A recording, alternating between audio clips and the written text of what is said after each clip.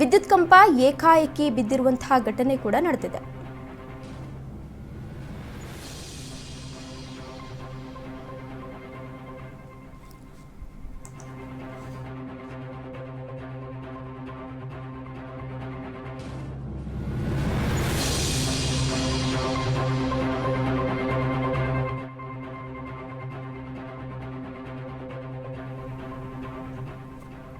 ವಿದ್ಯುತ್ ಕಂಬ ಏಕಾಏಕಿ ಧರೆಗೆ ಉರುಳಿ ಬಿದ್ದಿದ್ದು ಇಬ್ಬರು ಸೊಂಟ ಮುರಿದುಕೊಂಡಿರುವಂತಹ ಘಟನೆ ಯಾದಗಿರಿ ನಗರದ ವೀರಶೈವ ಬಸವೇಶ್ವರ ಕಲ್ಯಾಣ ಮಂಟಪದ ಹಿಂದೆ ನಡೆದಿದೆ.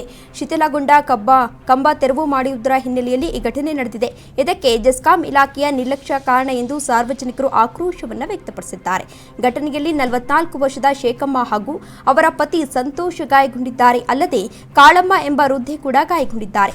ಗಾಯಾಳುಗಳನ್ನು ಯಾದಗಿರಿ ವಿಮ್ಸ್ ಆಸ್ಪತ್ರೆಯಲ್ಲಿ ದಾಖಲಿಸಿ ಚಿಕಿತ್ಸೆಯನ್ನ ನೀಡಲಾಗ್ತಾ ಇದೆ. ಹೆಚ್ಚಿನ ಚಿಕಿತ್ಸೆಗಾಗಿ ಕಲಬುರಗಿ ಆಸ್ಪತ್ರೆಗೆ ದಾಖಲಿಸಲಾಗಿದೆ.